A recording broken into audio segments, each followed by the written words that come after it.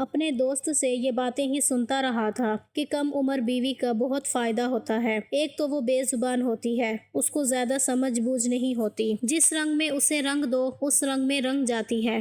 شوہر کی فرما بردار ہوتی ہے، اس کا ذہن کچا ہوتا ہے اور وہ تھوڑی خوفزدہ بھی رہتی ہے شوہر سے۔ اس کے مقابلے میں بڑی عمر کی بیوی بہت تیز ہوتی ہیں، وہ زیادہ سمجھدار ہوتی ہیں، چھوٹے چھوٹے معاملوں کو بڑا بنا کر پیش کرتی ہیں، لڑائی جھگڑا کرتی ہیں۔ اپنے دوستوں کی انہی باتوں کو سن کر میں نے فیصلہ کر لیا تھا کہ میں بھی چھوٹی عمر کی لڑکی سے شادی کروں گا۔ اس لیے آج میری شادی تھی اور میری عمر 30 سال تھی اور میری دلہن کی عمر 15 سال تھی۔ سر پر صحرا سجائے بے حد خوشی کے ساتھ میں اپنے کمرے میں داخل ہوا، جہاں پر میری 15 سالہ دلہن بیٹھی ہوئی تھی۔ سدرا بہت خوبصورت تھی۔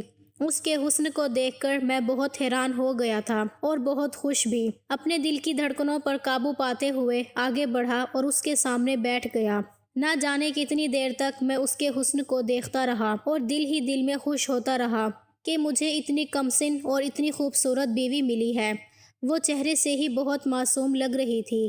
میں پہلے اسے نہیں ملا تھا، صرف تصویر دیکھی تھی، لیکن وہ تصویر سے بھی زیادہ خوبصورت لگ رہی تھی۔ میں نے محسوس کیا کہ اس کے ہاتھ پاؤں کانپنے لگے ہیں۔ وہ بہت خوفزدہ بھی تھی۔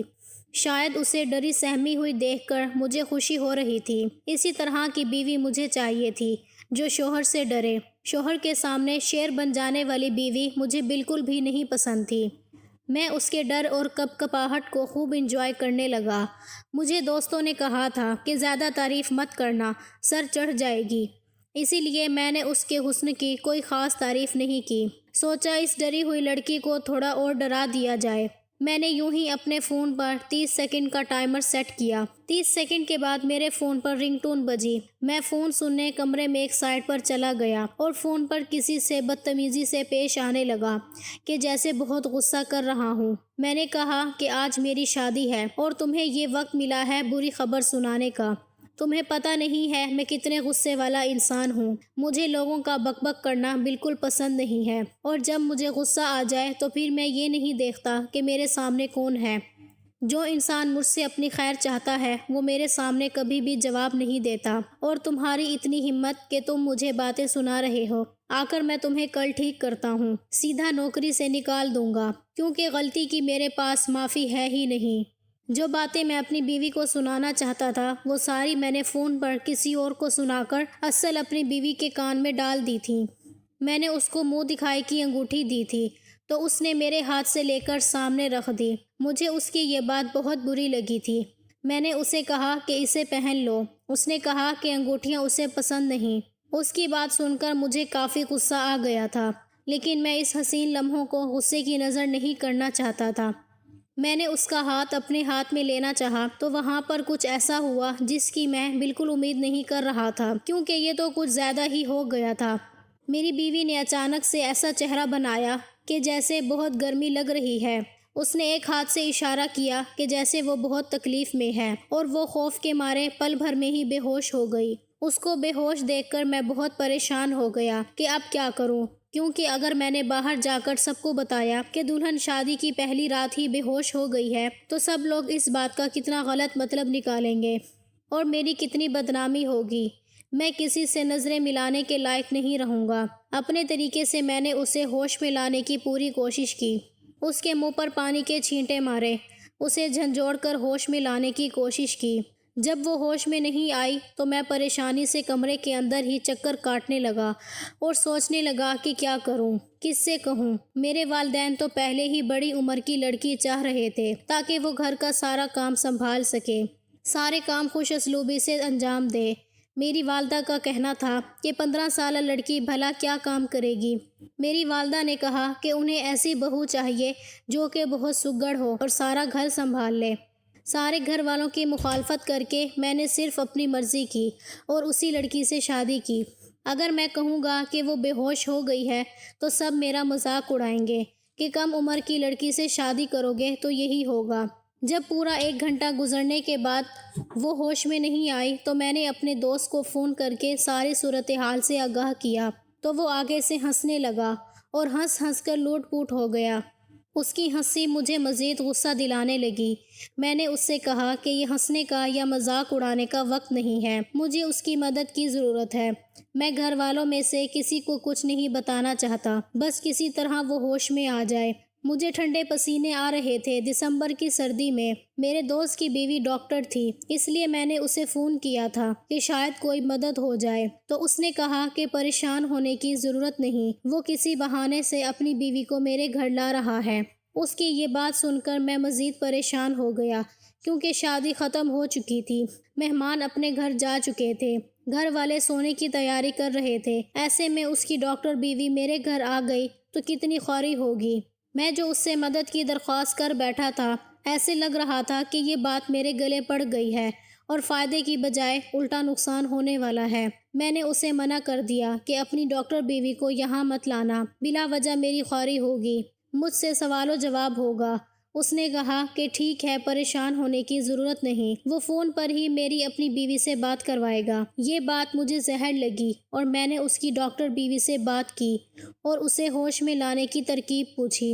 اس نے مجھے کہا کہ اس کے پیروں کے تلووں پر مالش کرو اور اس پر کمبل ڈالو، کیونکہ سردی ہے، اس طرح سے اسے گرمائش ملے گی اور شاید وہ ہوش میں آ جائے۔ میں یہی سب کر رہا تھا، لیکن میں بہت پریشان بھی تھا۔ میں نے یہ سب کر لیا تھا، لیکن پھر بھی اسے ہوش نہیں آ رہا تھا۔ میرا دوست پیچھے سے بڑبڑا رہا تھا اور اس کی بیوی مجھے طریقے بتا رہی تھی۔ میں نے اچانک سے کہہ دیا کہ اس کو ہوش آ گیا ہے۔ آپ کا بہت بہت شکریہ، کیونکہ میں اس صورتحال سے بہت تنگ ہو رہا تھا۔ انہوں نے کہا کہ چلو ٹھیک ہے، اب سکون سے سو جاؤ۔ دراصل میری بیوی ہوش میں نہیں آئی تھی۔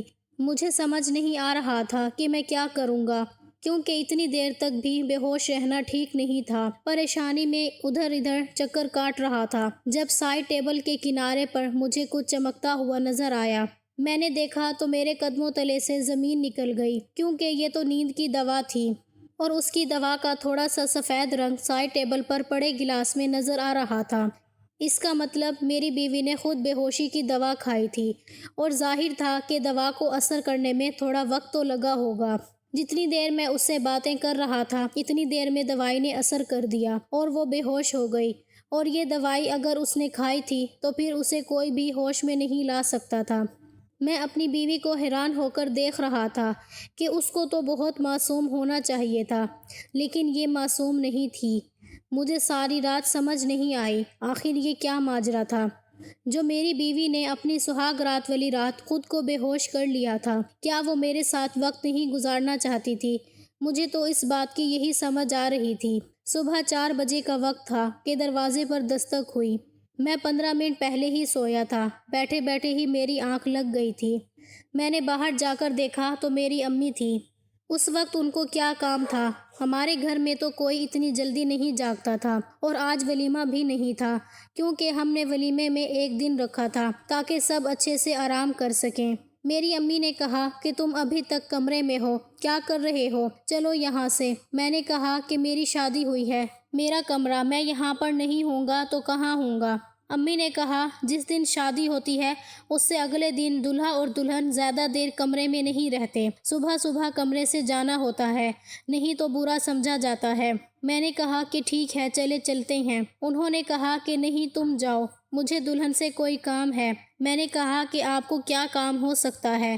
جو بھی کام ہے وہ بعد میں کر لیجئے گا، وہ سو رہی ہے۔ میں نہیں چاہتا تھا کہ میری ماں کو پتہ چلے کہ میری بیوی بے ہوش ہو چکی تھی، کیونکہ انہوں نے یہی سمجھنا تھا کہ وہ میری وجہ سے بے ہوش ہوئی ہے۔ میری ماں نے کہا کہ پاگل، شادی تو نے کرا لی ہے، لیکن باریک باتوں کو نہیں سمجھتا۔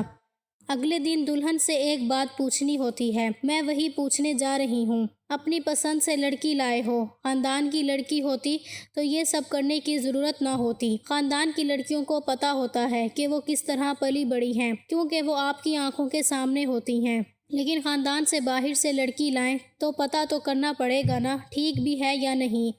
اتنا تو میں بچہ نہیں تھا، مجھے میری ماں کی بات سمجھ آ گئی تھی، لیکن جب وہ پہلے ہی بے ہوش ہو گئی تھی تو بھلا اس بات کو کیا بتاتی۔ میں نے اپنی ماں کو بہت بہانے لگائے کہ میرے ساتھ چلیں، میں نے کپڑے بدلنے ہیں، مجھے پتہ نہیں ہے میرے کپڑے کہاں پڑے ہیں، مجھے بہت بھوک لگی ہے، مجھے ناشتہ بنا دیں۔ لیکن یہ سارے بہانے میری ماں کو شک میں مبتلا کر گئے۔ میری ماں نے مجھے ایک طرف دھکا دیا اور اندر چلی گئی۔ اب میں کمرے کے باہر ایسے کھڑا تھا جیسے آپریشن تھیٹر کے باہر بندہ کھڑا ہوتا ہے اور اسے پتا ہوتا ہے کہ کوئی بری خبر ملنے والی ہے۔ تھوڑی دیر بعد میری اماں باہر آئیں تو مجھے حیران ہو کر دیکھنے لگیں اور اچانک سے میرے کندھے پر تھپکی دے کر کہا، مبارک ہو، تمہاری بیوی ٹھیک ہے۔ میرے قدموں تلے سے زمین نکل گئی کہ بھلا امی کو یہ سب کیسے پتہ چل گیا۔ میں فوراً واپس کمرے میں بھاگا اور سامنے کا منظر دیکھ کر میں بھی حیران و پریشان تھا۔ میری بیوی کے کپڑوں پر خون لگا ہوا تھا، جسے دیکھ کر میری ماں تو مطمئن ہو گئی تھی، لیکن میرا تو چین برباد ہو گیا تھا۔ سمجھ نہیں آ رہا تھا کہ آخر یہ سب کیسے ہوا۔ میری بیوی تھوڑا بہت ہل رہی تھی، اس کا مطلب اسے ہوش آنے والا تھا۔ میں اس کی شکل نہیں دیکھنا چاہتا تھا، بہت غصے میں آ گیا تھا، اس لیے میں کمرے سے چلا گیا۔ پورا دن میں نے اسے بلایا نہیں تھا اور رات کو آ کر میں اپنے کمرے میں سو گیا۔ گھر میں یہی باتیں ہو رہی تھیں کہ دونوں خوش ہیں، لڑکی بہت اچھی ہے، ہمارا فیصلہ غلط نہیں تھا۔ ولیمہ بھی خیر سے گزر گیا اور رات کو جب میں کمرے میں داخل ہوا تو میری بیوی نے مجھے کہا کہ آپ کے لیے کھانا لگا دیتی ہوں۔ امی نے کہا تھا کہ ہم دونوں ساتھ کھانا کھا لیں۔ میں نے کہا کہ ساتھ کھانا کھانے کی کیا ضرورت ہے، باہر کھانا لگا دو، میں باہر آ جاتا ہوں۔ تو میری بیوی نے کہا، نہیں، امی کہہ رہی تھیں ساتھ کھانا کھانے سے محبت بڑھتی ہے۔ میں نے اپنی بیوی کی طرف دیکھا کہ محبت، میرے سامنے محبت کی بات ہی نہ کیا کرو، تم نے مجھے دھوکہ دیا ہے۔ میں تو تمہیں بہت معصوم سمجھتا تھا، لیکن اس معصوم شکل کے پیچھے اتنا بڑا راز تھا، میں سوچ بھی نہیں سکتا تھا۔ سمجھ نہیں آ رہا کہ تمہارا کیا کروں، کیونکہ اب تمہارے ساتھ میری عزت کا سوال ہے۔ تمہیں گھر میں رکھنا میری مجبوری بن گئی ہے، لیکن تم میرے دل میں کبھی بھی داخل نہیں ہو پاؤ گی۔ میں نے تمہارے بارے میں کیا کیا خواب سجائے تھے اور تم نے میری ساری امیدوں پر پانی پھیر دیا۔ ہمارے بیچ تو کچھ بھی نہیں ہوا۔ پھر وہ ثبوت گھر والوں کو دکھا کر سب کی نظروں میں اچھی کیسے بن گئی؟ کیسے دکھایا تم نے وہ ثبوت سب کو؟ کیا ماجرا تھا اس کے پیچھے؟ اور شادی کی پہلی رات کیوں بے ہوش ہو گئی تھی؟ کیا میری شکل نہیں دیکھنا چاہتی تھی؟ اس قدر نفرت کرتی ہو تم مجھ سے؟ شادی کی پہلی رات تم نے بے ہوشی کی دوا کھا لی تاکہ میں تمہارے قریب نہ آ سکوں۔ بولو کس سے وفائیں نبھا رہی ہو تم جو ابھی تک تمہارے دل سے نہیں نکلا ہے؟ میری بیوی رونے لگی اور کہنے لگی، ایسی کوئی بات نہیں ہے، میری بات ایک دفعہ سن لیں۔ میں نے کہا، ہاں بولو کیا بات ہے؟ تو وہ آگے سے خاموش ہو گئی، کہنے لگی کہ میں آپ کو نہیں بتا سکتی، مجھے بہت شرم آ رہی ہے۔ تمہیں شرم کی پڑی ہے تو شرماتی رہو اور میں کچھ اور سوچ لوں گا۔ عجیب لڑکی تھی، بار بار کہتی تھی کہ میری بات سنیں، لیکن پھر بولتی بھی نہیں تھی۔ میں تو اس سے تنگ آ گیا تھا۔ شادیوں میں کچھ اور رشتہ دار ایسے بھی آتے ہیں جو شادی ہونے کے بعد بھی گھر میں ہی رک جاتے ہیں۔ ایسے ہی 3-4 رشتہ دار میرے گھر میں ہی رکے ہوئے تھے، ایک میری پھپھو اور ایک میری چاچی تائی روز میری بیوی کو دیکھتی، میری بیوی کے کپڑوں پر خون لگا ہوتا، آپس میں ہنس ہنس کر باتیں کرتی اور کہتی، تمہارا بیٹا تو لگتا ہے بہت خوش ہے تمہاری بہو کے ساتھ۔ میری ماں بھی بڑے فخر سے سر اٹھا کر کہتی، ہاں ایسا ہی ہے، سارے لوگ مجھے خوش قسمت سمجھتے تھے۔ یہ باتیں ایک کھلا راز ہوتی ہیں، کوئی کسی کے سامنے منہ پر تو نہیں کہتا، لیکن سب کو پتہ ہوتا ہے۔ سب لوگ مجھے خوش سمجھ رہے تھے، لیکن اصل حقیقت تو میں ہی جانتا تھا کہ میں نے اپنی بیوی کو ابھی تک ہاتھ نہیں لگایا تھا۔ میری بیوی روز رات کو بچوں کی طرح روتی، جب میں اس سے کچھ پوچھتا تو مجھے بتاتی نہیں، بالآخر مجھے اس پر غصہ آ جاتا اور میں اسے مزید ڈانٹنے لگتا، اس بات پر مزید رونے لگتی اور سو جاتی۔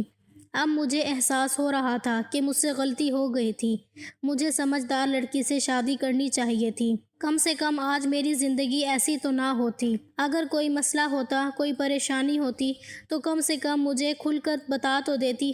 اب تو میں یہاں تک سوچنے پر مجبور ہو گیا تھا کہ امی کو سب کچھ بتا دوں تاکہ وہی اس سے پوچھیں کہ اس کا مسئلہ کیا ہے، لیکن اس طرح بھی میری ماں نے مجھے طعنے دینے تھے، تم ہی اس کو اٹھا کر لائے اور میری ماں سب کے سامنے سر اٹھا کر چل رہی تھی، اس کا سر جھک جانا تھا۔ ایک دن سوچا کہ جو ہوتا ہے ہوتا رہے، روتی ہے تو روتی رہے، میں اپنا کام کر دیتا ہوں، لیکن جس طرح کا اس نے منہ بنایا ہوتا تھا اور ایسے روتی تھی جیسے اس پر دنیا بھر کا ظلم ہو رہا ہے، میرا دل نہیں کرتا تھا کہ اس کے پاس بھی جاؤں۔ میں نے یہ معاملہ کسی اور کا معاملہ کہہ کر ایک ایسے شخص سے ڈسکس کیا، وہ نہ تو میرا رشتہ دار تھا اور نہ ہی میرا دوست تھا کہ وہ مجھے جج کرے۔ اس نے کہا کہ کچھ عورتیں بہت معصوم ہوتی ہیں، ان کو پتہ بھی نہیں ہوتا کسی بات کا، تو جس کی بھی تم بات کر رہے ہو اسے کہو کہ اپنی بیوی سے پیار اور محبت سے بات کرے۔ پیار اور محبت سے بات کرنے کا تو مجھے کوئی فائدہ نہیں ہو رہا تھا، لیکن پھر بھی مجھے اس سے بات تو کرنی تھی۔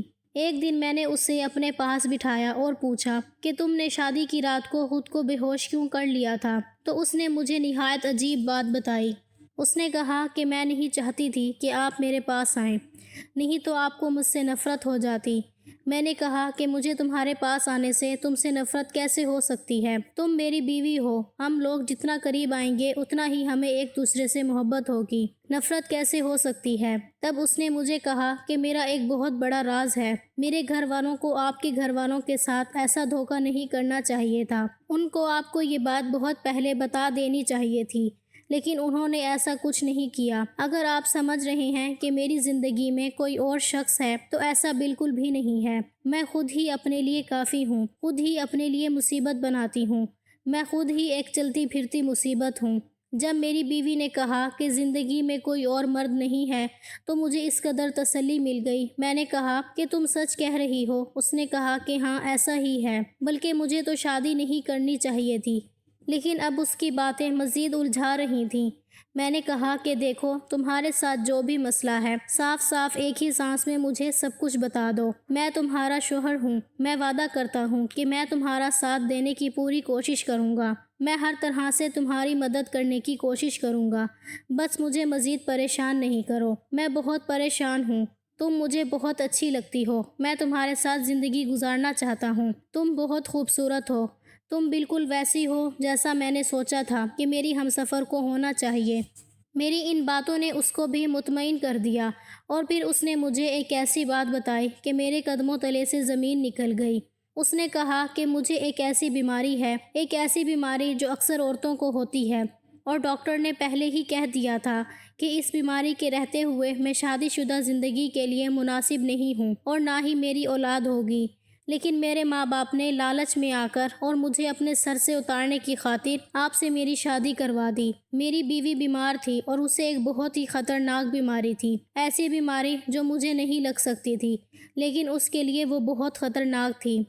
لیکن پھر بھی یہ بات سن کر مجھے بہت تسلی ملی، کیونکہ جو باتیں میں سوچ رہا تھا وہ بالکل بھی نہیں تھیں۔ میں اگلے دن اپنی بیوی کو ڈاکٹر کے پاس لے گیا۔ ڈاکٹر نے بھی یہی کہا کہ ہاں یہ بیماری ہے اور اس کا علاج کافی طویل اور مہنگا ہوتا ہے، لیکن علاج ہو جاتا ہے۔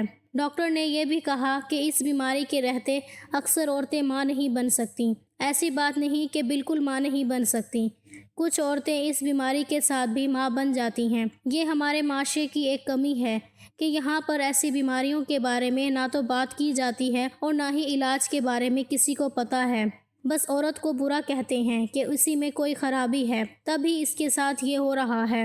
تبھی تو آپ کی بیوی اتنا ڈری ہوئی تھی۔ ڈاکٹر نے مجھے یہ بھی کہا کہ جب تک عورت کسی ایسی بیماری میں ہوتی ہے تو وہ نفسیاتی طور پر بھی بہت ڈسٹرب ہوتی ہے۔ آپ اپنی بیوی کا بہت زیادہ خیال رکھیں، اسے بتائیں یہ سب کچھ نارمل ہے، صرف اس کے ساتھ نہیں ہو رہا ہے، دنیا میں بہت سی عورتوں کے ساتھ ہوتا ہے۔ میں نے ڈاکٹر سے کہا کہ میں اپنی بیوی کا بہت خیال رکھوں گا، کیونکہ وہی میری ہم سفر تھی اور اس نے کوئی غلطی نہیں کی تھی، وہ بہت اچھی لڑکی تھی۔